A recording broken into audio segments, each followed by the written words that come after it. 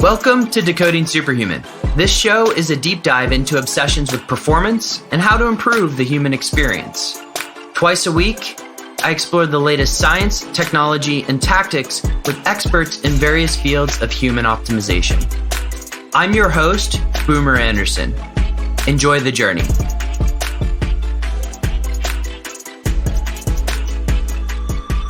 Superhumans! Conversations with smart people about smart topics. That's the reason why I do this podcast. After all, I'm looking to have the best experience as a human possible. And the conversation that we're about ready to go into actually started in Munich, Germany at FlowFest. So thank you, Max Gosler, for the introduction. My guest today is Dr. Jim Hardt, and he is the founder of the Biocybernaut Institute. If you go and work with the Biocybernaut Institute, over the course of 7 days, you can instill 21 to 40 years of meditation training in your brain. The effects of that we get into today in this episode, and I must say, everything about this episode was absolutely mind-blowing. If you want to check out the Biocybernaut Institute, get in touch with us, or go over to Biocybernaut Institute's website, which we'll link to in the show notes, of course, and mention that you heard about it from Decoding Superhuman. The show notes for this one are at decodingsuperhuman.com/biocybernaut. Enjoy my episode with Dr. James Hardt. Dr. Hardt, welcome to the show. Wonderful to be with you, Boomer. So you and I met a couple of weeks back at FlowFest in Munich, and I recall having this amazing dinner sitting next to you, and I was talking to you about things that many people aren't familiar with, and we're going to expose a lot of stuff on this show, talking about just how to enhance cognition, which is one of my favorite topics, but also looking at things like C60 oil, which is something we may not cover today, but I have to say you sparked my interest. So I'll record the intro, or the intro will be recorded separately, but what we're going to do, or what I want to dive a little bit into, if you don't mind, is in our conversation that night, and you have this on your website as well, you mentioned the ability to really obtain 21 to 40 years of Zen in 7 days. Why would anybody be interested in something like this? I mean, I certainly am, but why do you think the average person should be interested in this?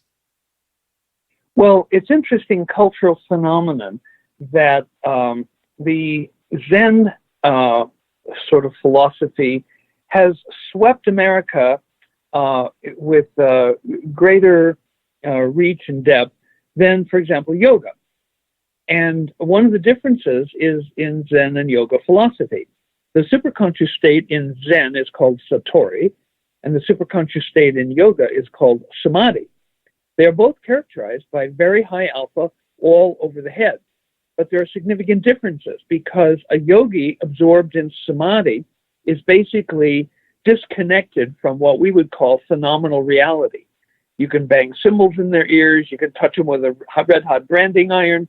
They're unperturbed. Their alpha waves are not blocked. And in yoga, the philosophy is that everything that we consider real is an illusion. It's called Maya. It's devalued. The only reality that matters is the reality within. Now, in Zen, it's a very different philosophy. Yes, the superconscious state of Satori has very high alpha, just like Samadhi in yoga, but there's a big difference because even if you ring a little tinkle bell by the ear of a monk who is in Satori, the alpha will block, unlike the yogi where it doesn't block. And so if the 5 or 6 times with an ordinary person ringing the bell and the brain goes, oh, it's that bell again. It's not dangerous. It's not interesting. And so the alpha stops blocking. It's called habituation. But with a Zen monk in Satori, the 1,000th time you ring the bell, the alpha will block. It's like the English poet William Blake, who said, when the doors of perception are cleansed, everything appears to man as it is, namely infinite. So you have in Zen the ability to experience in the inner world, but you also have the opportunity to achieve mastery in the outer world. So the bullet trains in Japan run on time. There's extraordinary cleanliness, the big silicon fab companies where they grow these big silicon chips, immaculate, not one particle of contamination.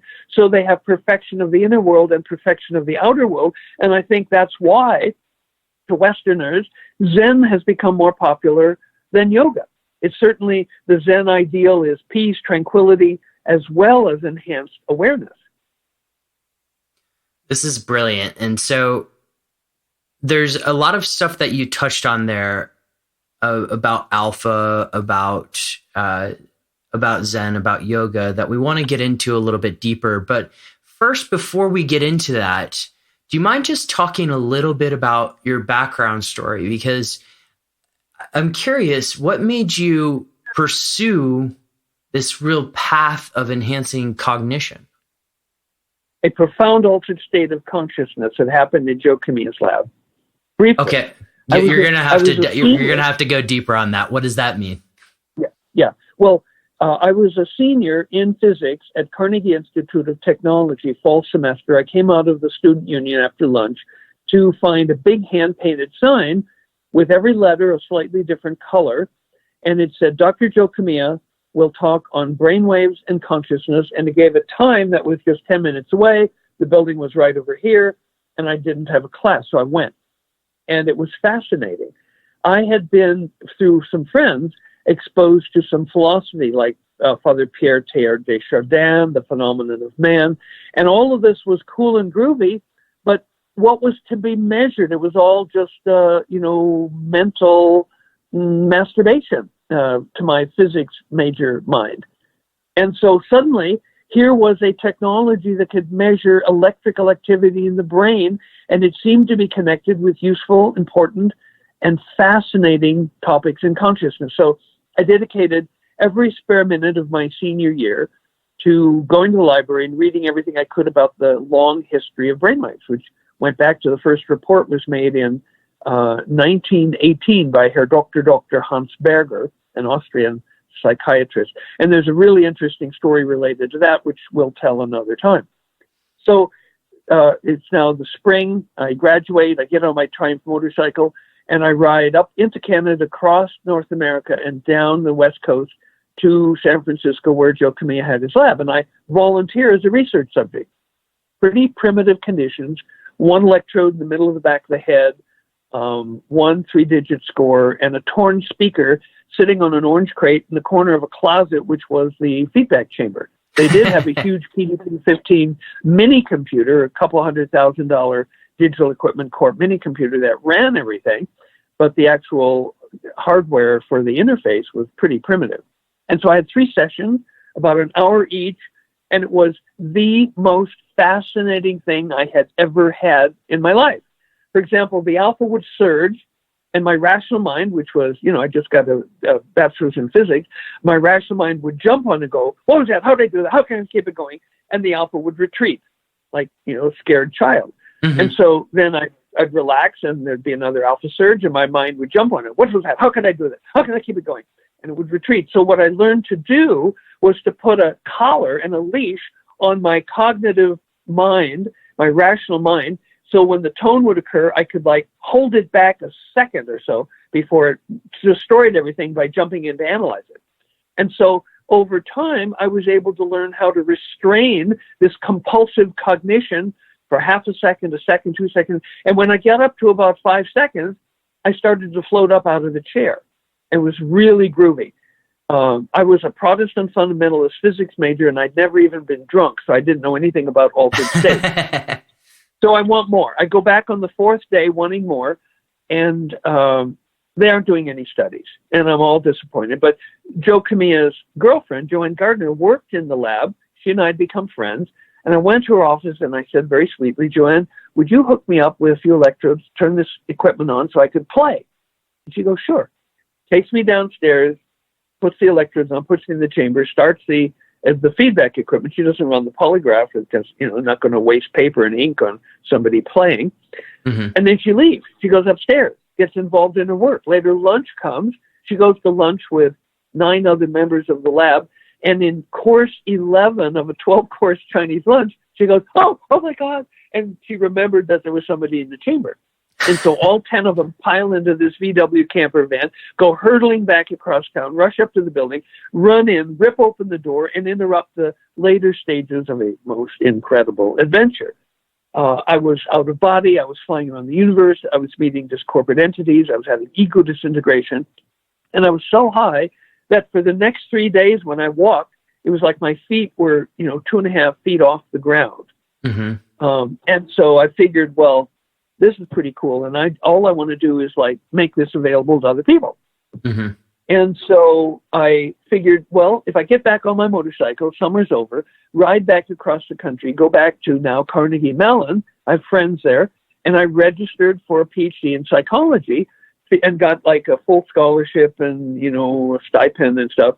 And I wanted to get my rational mind certified with a PhD in psychology because I figured I'd be working with some weird stuff and I wanted people to, take me seriously. Mm-hmm. So then I start doing trainings for other people. And I very quickly discovered that most people can't have the far out experiences that I have because of emotional traumas. And a lot of these are in the unconscious. So I did like a several decade detour in my career to develop methods, computerized mood scales and so on, that we take when people are actually in the chamber and their brainwaves are being measured, mm-hmm. so that we can detect unconscious emotions. Negative unconscious ones sap your strength and energy and block your success. And the positive unconscious emotions are sources of joy and energy that you're just not able to tap into. And so the training, although it uses neurofeedback, it's become really a depth exploration process. Wow.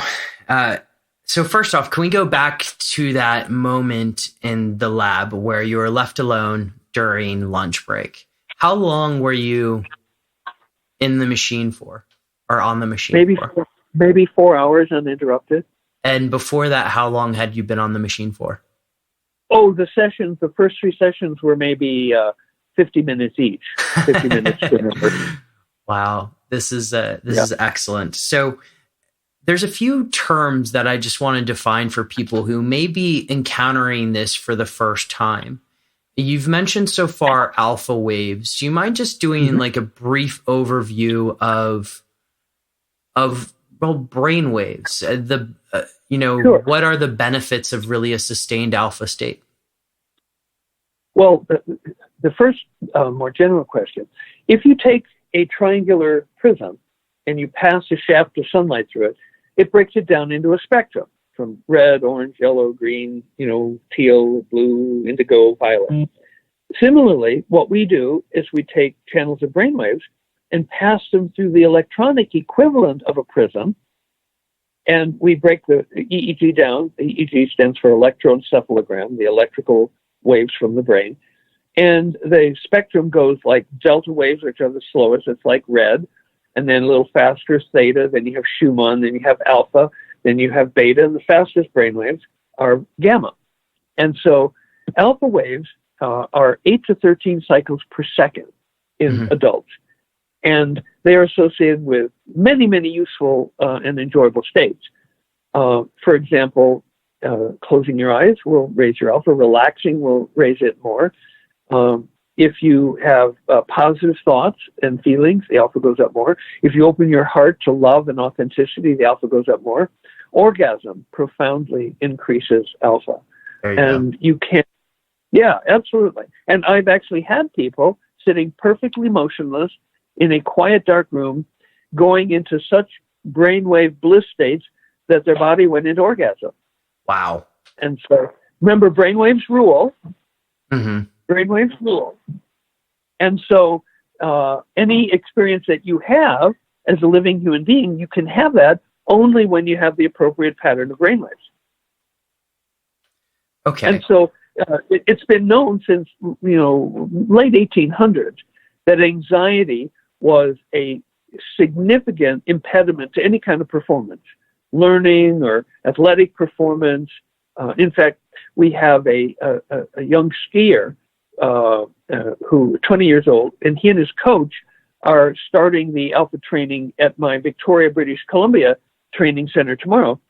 This lad has amazing times in practice, Olympic quality, but he's such performance anxiety, that when he's in competition, he doesn't do well. And so his mother and his coach found Biocybernaut, and his coach and the skier are going to be starting their alpha training in Victoria tomorrow. And so we know that if you reduce anxiety, performance increases across a wide spectrum: cognitive performance, agility and skill performance, logical and deductive performance, even relationship performance goes up when there's more alpha, because you're more empathic, you're more in tune with other people. In fact, one of the results of the alpha training, as we do it now, is an increase in emotional intelligence of 15.8 points, which translates into, since every 1 point increase in EQ nets a person $1,300 more income per year. That's a global average. So, in America, it would be, in Europe, it would be more. And so the expected annual income boost from the Alpha 1 training is well over $20,000 just from the boost in emotional intelligence.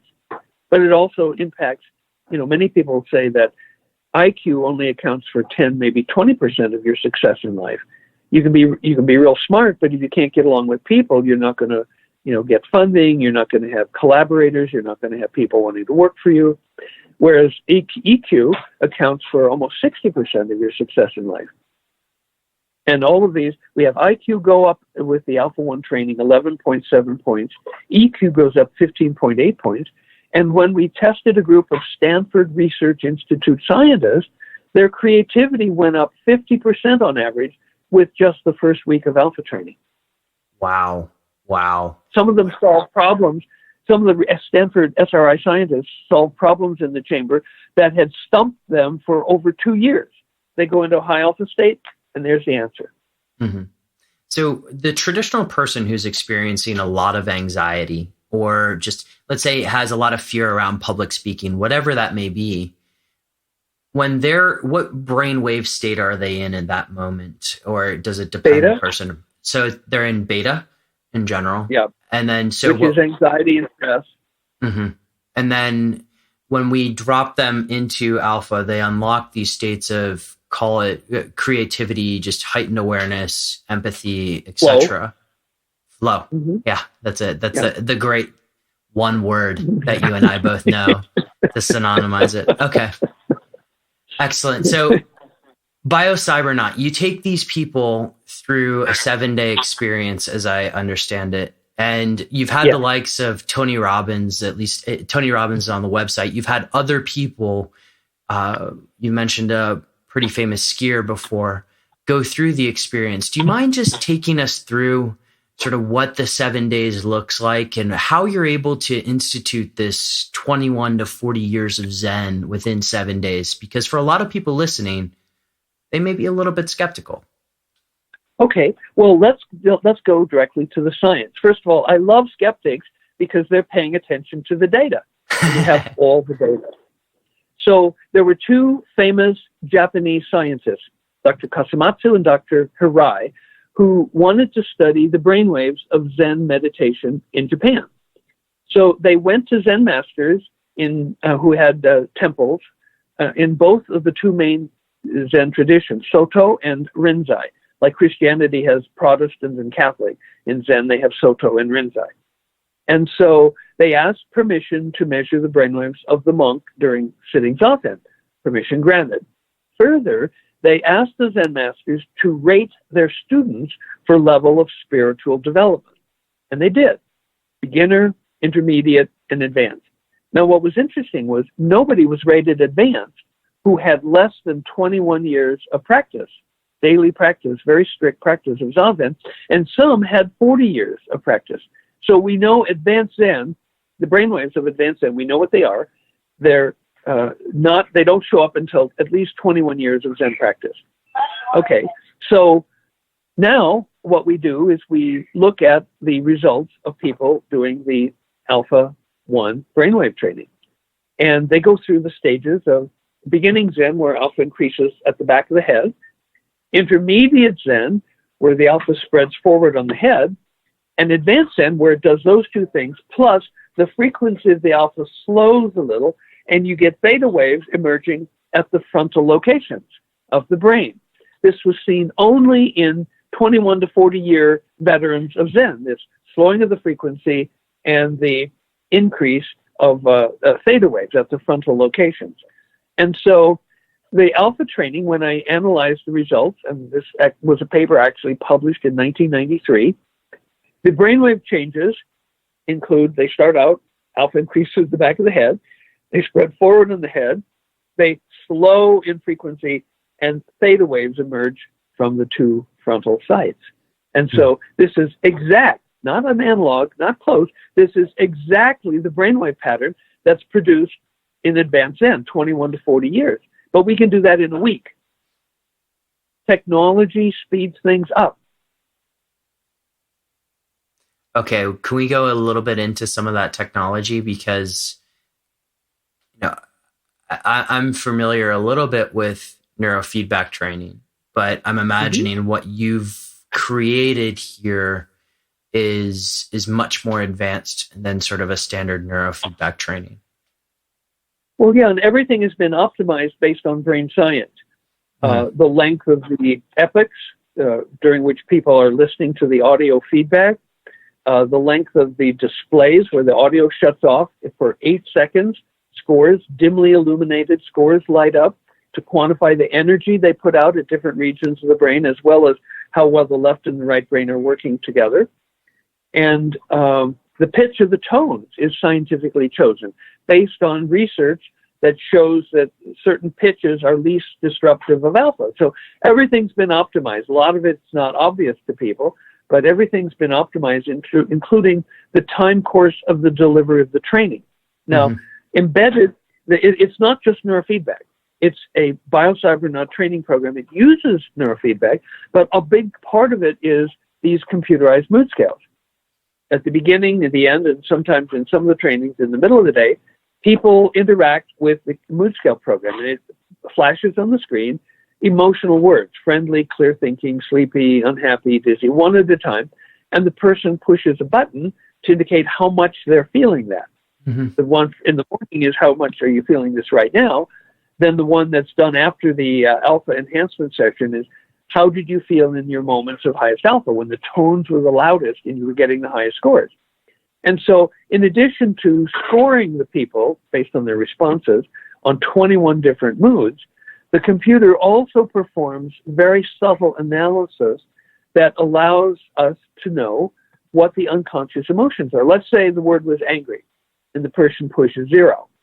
And so in terms of the anger score, it would score low because there are other words like irritated, upset, cross, peeved, annoyed, so there are a whole bunch of words that relate to anger. And if the person denies those, they would get a low anger score. But on each one of the words, the computer makes a determination of the accuracy of that answer. So let's say they said 0 to anger, but the computer pops up 5 sigmas. Well, a 1 sigma is a 68% chance their answer is wrong. 2 sigmas a 95% chance.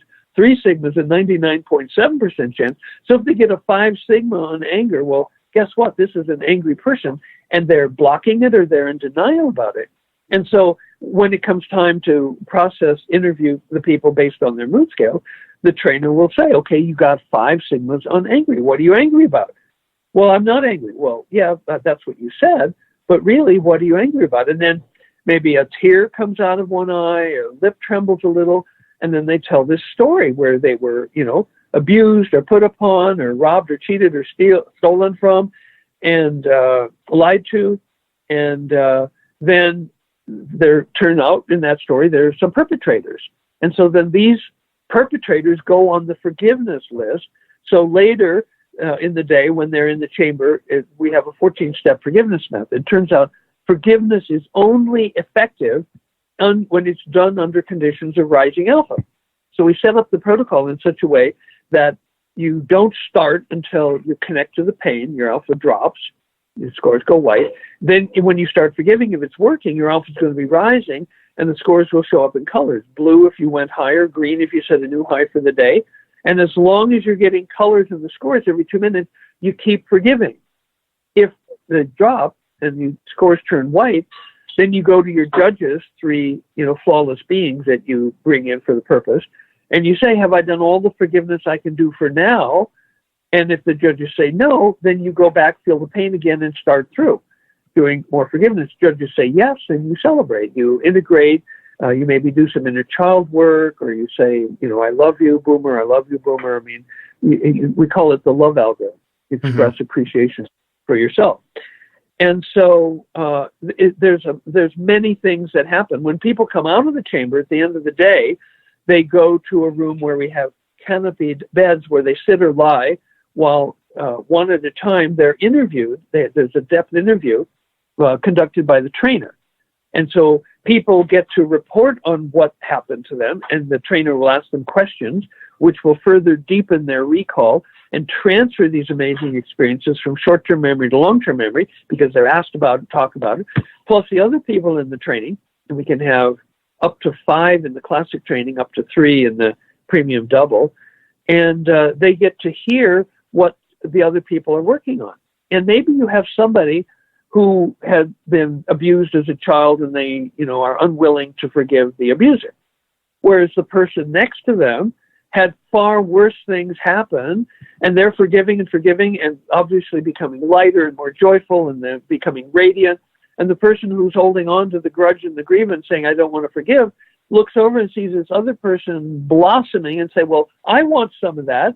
Mm-hmm. And then the trainer will say, well, then you need to start forgiving also. Okay, so there's this kind of group contagion effect, if you will. But also, I now see how this works. How long are these days? Because if you're talking about implementing brainwaves over the course of 7 days, I imagine, are they pretty lengthy? We don't talk about time very much, but we do tell people you'll probably be at the training center 12 to 14 hours a day. Okay. So, and that includes having dinner and, bathroom breaks and, discussions of various kinds, chamber time, interview time, going over the mood scales time. So, the days are full. If you're going to make 21 to 40 years of progress in a week, there's no time to, shall we say, idle at the side of the road. One of the things that you mentioned, and I was kind of shocked by when we were having dinner together in Munich, the effect of this, how long does it last afterwards? Well, that's a totally cool question. Yeah. When I first started doing the work, I was using what's called the extreme groups design. I would select people who were the most psychologically disturbed, and the other half would be the least psychologically disturbed. And I was using first factor of the Minnesota Multiphasic Personality Inventory, which is a generalized anxiety scale. But the MMPI also measures paranoia, schizophrenia, psychasthenia, mania, depression, hypochondriasis, a bunch of psychopathologies. And basically, I was finding after 7 days that these psychopathologies had basically gone away. They were in the middle of the normal zone. I'd take people with the 98th and 99th percentile of paranoia or schizophrenia or anxiety, and a week later, they'd be around 50%, the 50th percentile. And so this was fascinating, but I didn't know how long it lasted. So I wrote and won a large federal grant entitled Anxiety and Aging, Intervention with EEG Alpha Feedback. And what we did was I wrote in not only the pre-testing and the post-testing and all the training, but I wrote in a 6-month follow-up and a 12-month follow-up because I wanted to know how long it lasted. Mm-hmm. Well, the target population was women from 60 up into their 80s. The reason being, anxiety in women is higher than in men at every age. Anxiety goes up with age in men and women, and in women it goes up faster. So using older women as the research subjects would be a way to see if this worked with the most at-risk group. Mm-hmm. And to my delight, the elderly women had exactly the same types and ranges of benefits and improvements as the college-age males who had been the pilot subjects. Wow. So then we send them away, and we bring them back 6 months later and retest them. And to our astonishment, we find that the personality profiles are better 6 months later than they were in the day or two just after the training. scratching my head now, how can this be? We send them away, we bring them back. At 12 months, there are further improvements in their personality profile. So the question, how long does it last, isn't even the right question. A more accurate question, more useful question would be, how long after the training is it before new benefits stop showing up? Is there an answer to that question, or is it just continuous? I haven't done the research. That was a $250,000 research grant. So. Mm-hmm. So, but if somebody wants to provide a grant, I'd be happy to research longer term benefits.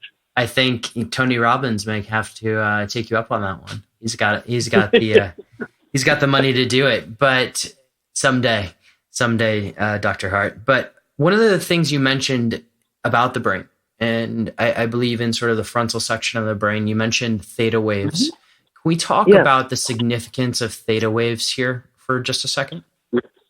Absolutely. It turns out that theta waves, and there's two basically different types. There's drowsy theta, and then there's mystical theta. Now, alpha has just one generator in the brain.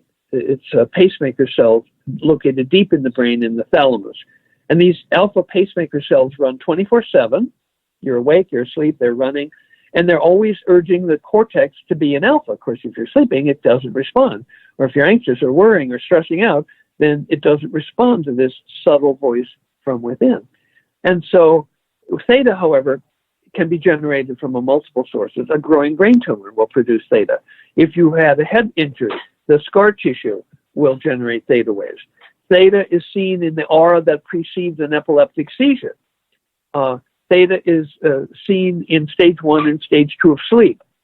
And so there are many, many things that will produce theta, but mystical theta, which is sinusoidal and looks like slowed down alpha, is associated with mystical perceptions. In fact, in theta, you can access the Akashic Records, an energetic database of all knowledge that was and will be. So can we talk just a second on the Akashic Records? Because I know this was when I was speaking to you over dinner, that was almost the first time I've ever heard that term. All right, let's take a moment and pause to talk about the Biocybernaut Institute. If you're like me and listening to Dr. Hardt, the first question on your mind is, how do I do this? And so I want to give a little bit of pointers and people that you can reach out to for this. First off, in the show notes at decodingsuperhuman.com/biocybernaut, we will have all of this information. But the person to reach out to in Dr. Hardt's team is Kate O'Connor. And I'll link to all of her contact details. But because the Biocybernaut Institute works with people like Tony Robbins and others of that stratosphere, so to speak, it is an incredibly in-demand program. And so you're going to need to contact Kate directly in order to get yourself scheduled. And hell, I may even join you. But check out all the show notes for this one, decodingsuperhuman.com/biocybernaut. You can also go to Biocybernaut's website, which is biocybernaut.com. Fill out the contact form and just tell them that Boomer sent you, because they may hook you up with something. Enjoy the rest of the episode with Dr. Hardt. The energetic database of what is and what should ever be. Can we talk a little bit about what that experience would be like? Sure. Akasha is a Sanskrit word which means primordial substance. Mm-hmm. And the Akashic Records are like an energetic library that you can tap into when you are in theta. There are people who have as their profession accessing the Akashic Records and doing readings for people. And so I've actually trained one of those people in Alpha 1 and Alpha 2 and then Theta. And in her tradition, there was a secret prayer that they would use to access the Akashic Records. But after she learned to do Theta in her Biocybernaut Theta training, she could simply turn on Theta and she could be in the record. She didn't have to go through any rituals or protocols. Brainwaves rule. Wow. And so in this, well, and some people, like you said, it was a fairly new term for you. It's important to understand that this is not just New Age mumbo jumbo. And there are examples that almost everybody will know of famous people who, in a pre-technological way, developed a method of accessing theta to do their inventions. Probably the most well-known of these is Thomas Alva Edison, who, among other things, invented the electric light bulb. And he long before there was, brainwave recordings and feedback, he developed a technique to access the Akashic Records. He would sleep deprive himself. He would sleep only 4 hours a night, and usually in 2 shifts. So during the day, he'd be drowsy. And so he would lie in a recliner chair with a notepad on his chest with a pencil, and then holding 2 large steel ball bearings, one in each hand, draping them over the edge of the chair with a metal pie pan under each hand. Then, while thinking of something he wanted to invent, he would try to fall asleep. Well, as soon as he hits sleep, as soon as he hits theta, he's going to lose postural tonus. He's going to lose his grip. The ball bearings will fall with a clattering din into the pie pans, waking him up, and he grabs his pencil and he writes down whatever little piece of the invention he managed to pull out of the Akashic Records. Then he would grab the steel ball bearings, lie back in the chair, and go for the next round, trying to fall asleep while thinking of the solution. Now, he didn't know about theta waves. He had just come upon this empirically. Well, we now know the brain science behind this. And so it's possible to train people to do this, to solve problems for which they need information that is not known to them and maybe not known to any human in their time. I could tell you a story about Kekulé and the discovery of the benzene ring, if that would be of interest. Please do. I love this. Okay. Kekulé was, I believe, a Flemish organic chemist at the dawn of the organic chemistry field.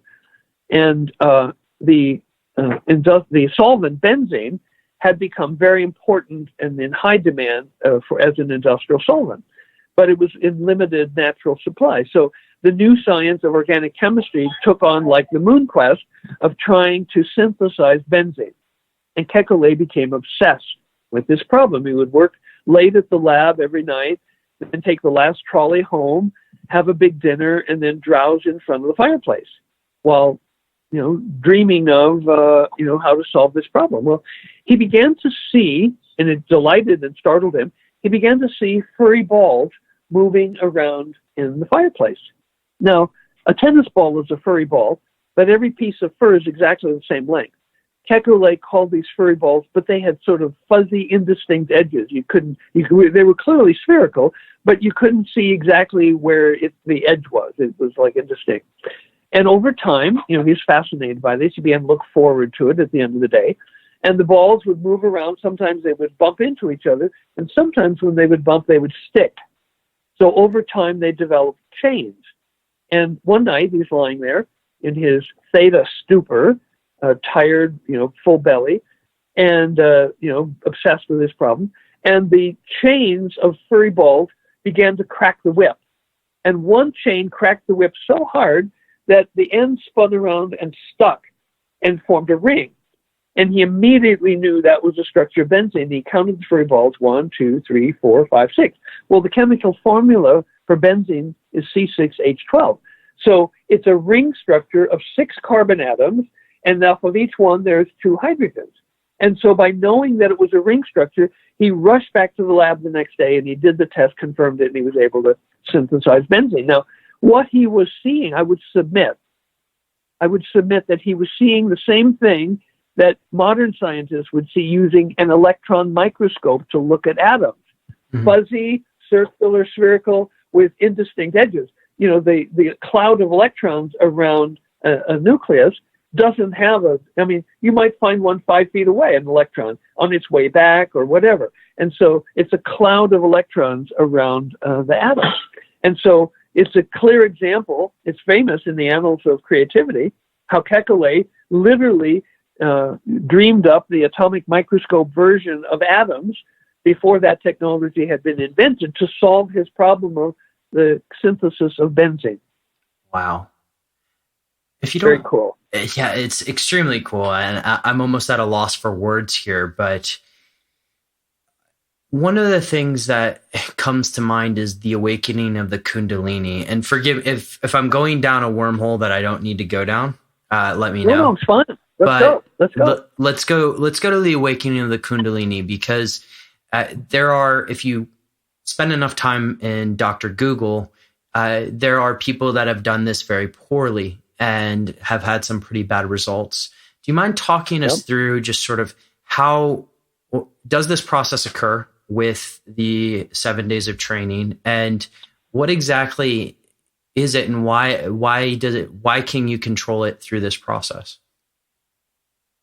Okay, well, remember that the first axiom of biofeedback, which I formulated in 1970, was any process in your mind, brain, or your body about which you can be given accurate and immediate information you can learn to control. Mm-hmm. And that includes the pH or the acidity of your stomach, the galvanic skin conductance, your brainwaves. It's all available for some degree of voluntary control if you have appropriate feedback.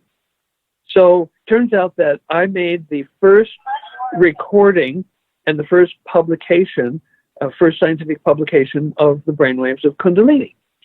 And so this happened with a trainee in 1988.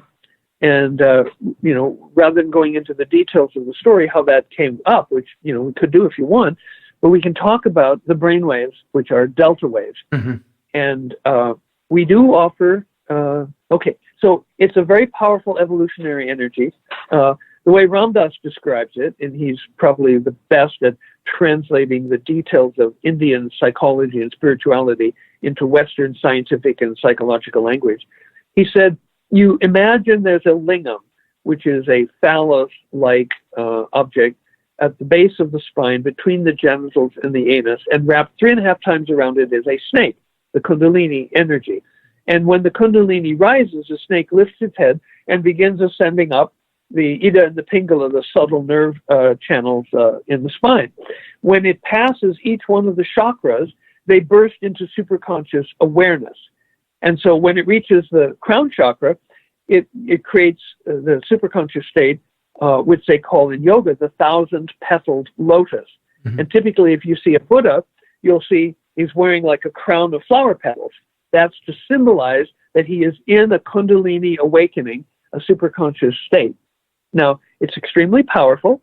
My first Kundalini experience happened about 1989. I was leading a theta training with 3 people. There was a spare chamber, and so I would get electrodes on, and while they were doing their enhancement, I would do theta training.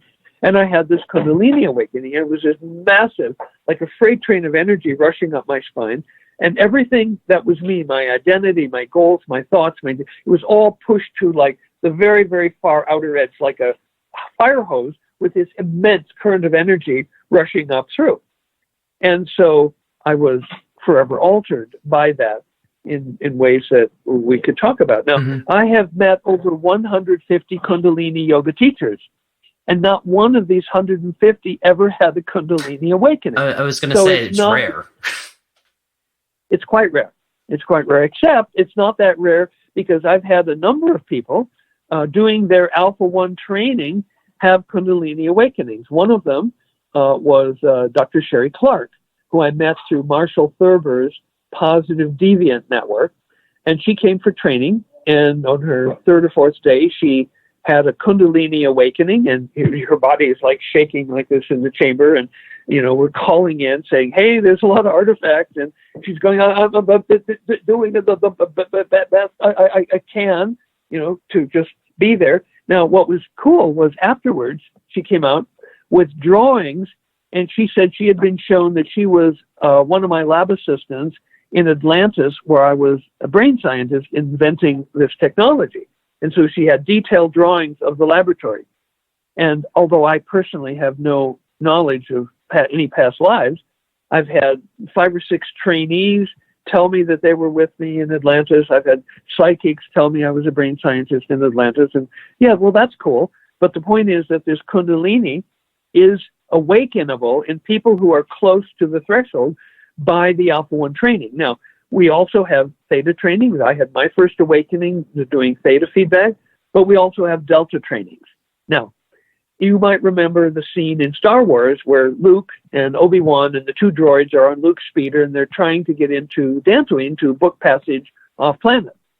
And there are some Imperial stormtroopers there that say they need to see your identifications. And Obi-Wan goes into this state, and he goes, you don't need to see our identification. The stormtrooper goes, we don't need to see these identifications.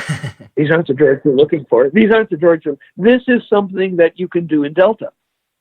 These are Delta. And so we only give Delta trainings by invitation after people have done enough Alpha and Theta trainings and have demonstrated a sufficient degree of ethical cleansing. Because if you have anger, fear, sadness, and you have Delta, you can kill people. Mm-hmm. In fact, we had a trainee who, an Alpha trainee, who showed a lot of Delta in his record right from the start, and he had been in special forces in the U.S. military.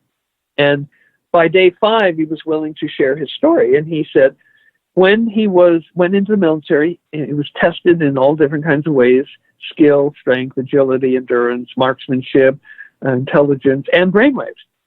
And because he had naturally occurring Delta, he was put into a group of 99 other soldiers who also had Delta, and they were used for targeted assassinations. They would be shown pictures and videos of the target, and for some, they'd put together 20 or 30 of them, but for high-value targets that were well protected psychically by the other side, they would bring all 100 of them together, and they would look at the videos, shot through telephoto lenses or pictures or whatever, and then they would attempt to kill that person by going into Delta and intending it. He said their success rate was 80%. Wow. So we are very careful who we train in Delta because we don't want to create any Darth Vaders. Mm-hmm. Okay.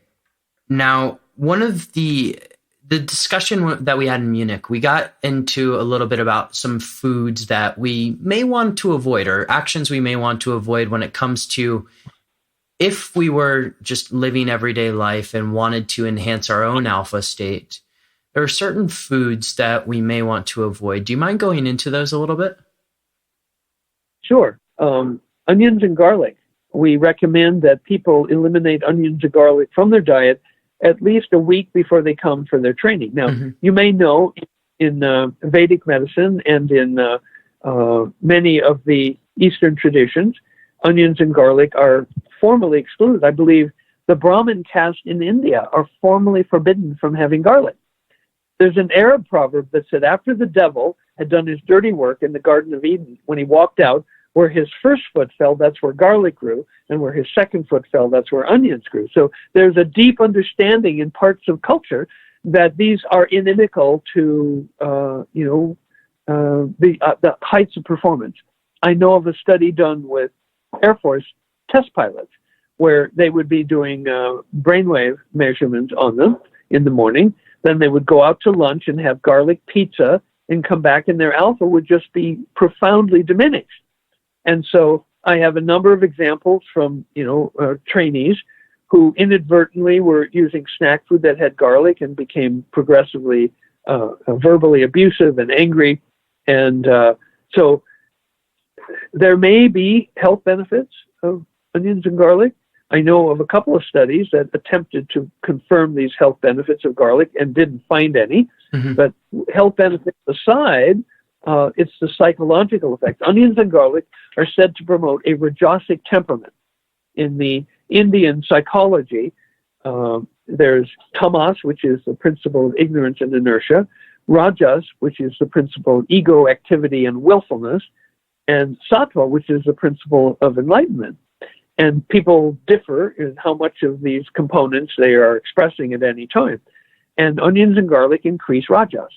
And so this is not consistent or compatible with anyone wanting to follow a meditative path. What about caffeine and alcohol? And nicotine. All of these suppress alpha. So all three of them? Yeah. As little as one beer 24 hours ago will lower your alpha baselines the next day. So we urge people not to use alcohol.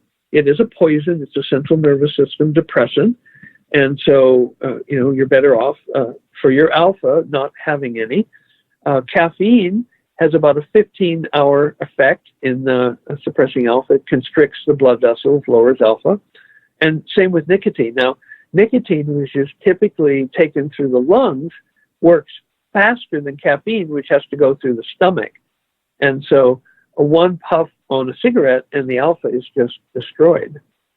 So, conclusion, if I wanted to access states of flow on a more regular basis, one of the ways I can do that is by reducing these foods, or in some cases, beverages. Exactly. Yeah. Awesome. Dr. Hardt, this is incredible. If you don't mind, I want to transition, just because I know you're short on time and we're short on time here. I want to transition into our final 4 questions, if you will, because we've covered a lot of ground here, and I already know that people are going to love this episode and are going to want you back on the show. But I guess happy to come back. I love talking with you. You're an engaging interview. I would actually love to come to one of your offices around the world, and we can do it in person. But well, maybe we could combine that with you doing a training. That would be that's where I'm going with this. So I like that idea for a future episode. So the first of our final 4 questions, or something that I like to term the 4 horsemen, is how do you unwind? Okay, well, there's a variety of ways to do that. In fact, let's talk about happy hour, which is alcohol. Okay, people come off a stress day, they're muscularly tense, they're mentally tense, and they start drinking alcohol. Well, the alcohol, although it lowers their alpha, also relaxes them at a body level. And that happens pretty quickly.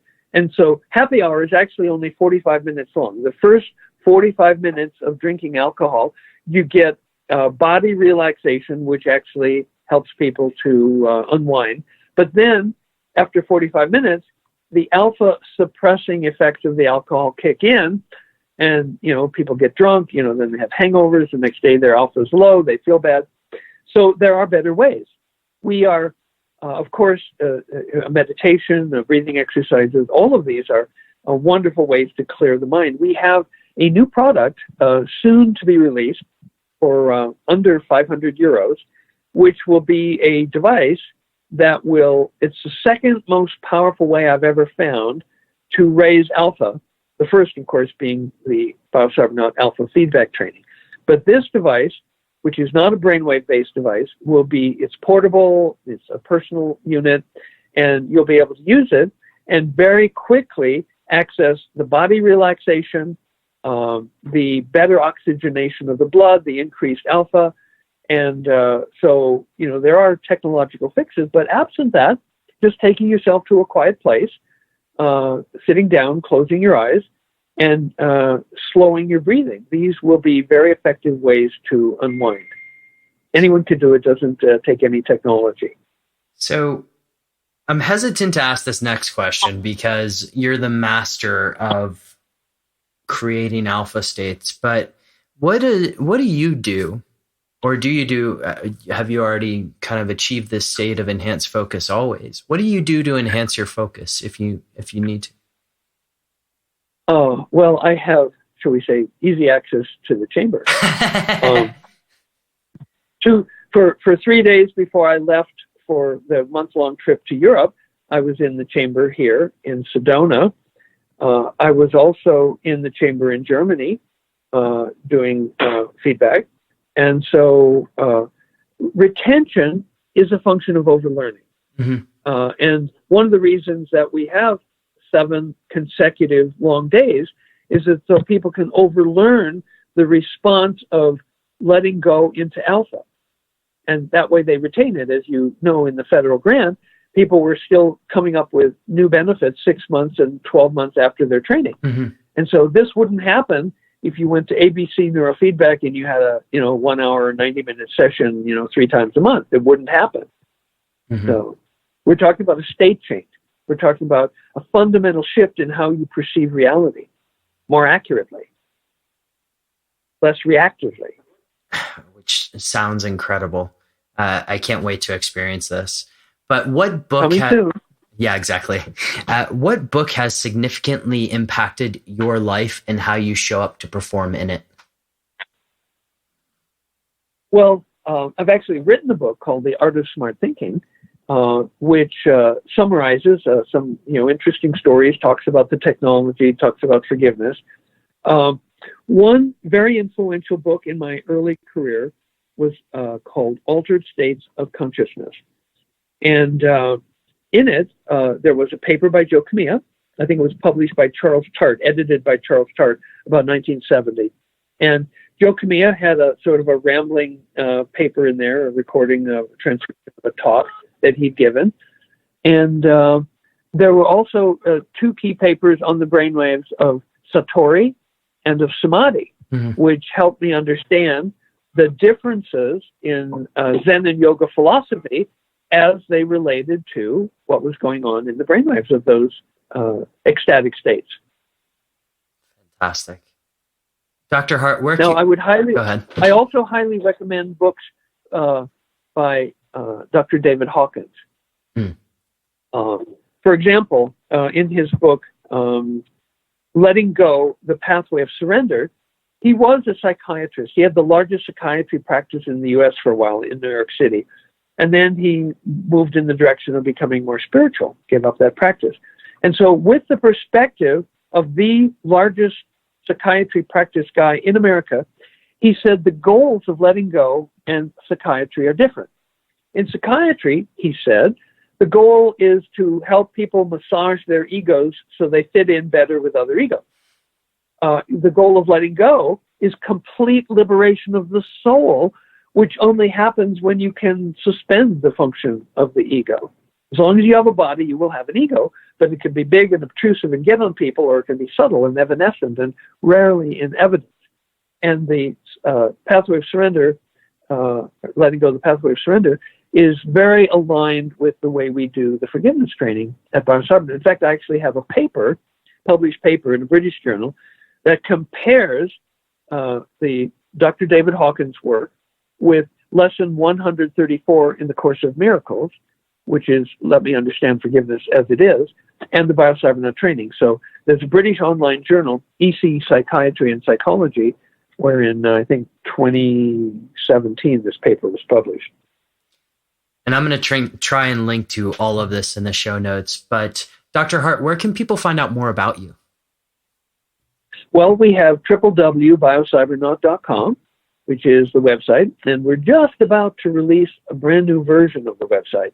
One of the key features is videos, and on YouTube, and a lot of scientific publications, so people can, at no cost, inform themselves about the deep science that supports, underlies, and enriches the Biocybernaut trainings. And like I said, I'm looking forward to going to one of these trainings in the near future. But Dr. Hardt, thank you so much for coming on the show and sharing this. This has been an absolute pleasure. Boomer, it's been a delight, and I look forward to again soon. Absolutely. To all the superhumans listening out there, the show notes for this one are going to be at decodingsuperhuman.com/biocybernaut. And everyone, have an absolutely epic day. All right, after that episode, who's ready to go do Biocybernaut with me? I don't know about you, but I always like things that can upgrade both my IQ, my EQ, deal with past traumas, and just all around make me feel more epic. If you want to check out the show notes for this one, and I will link to everything that Dr. Hardt mentions, it's decodingsuperhuman.com/biocybernaut. And if you enjoyed the episode, and who didn't really, share it with a friend. And if you really enjoyed the episode, please head over to iTunes and give us a 5-star rating. All ratings are absolutely appreciated. As always, superhumans, have an absolutely epic day.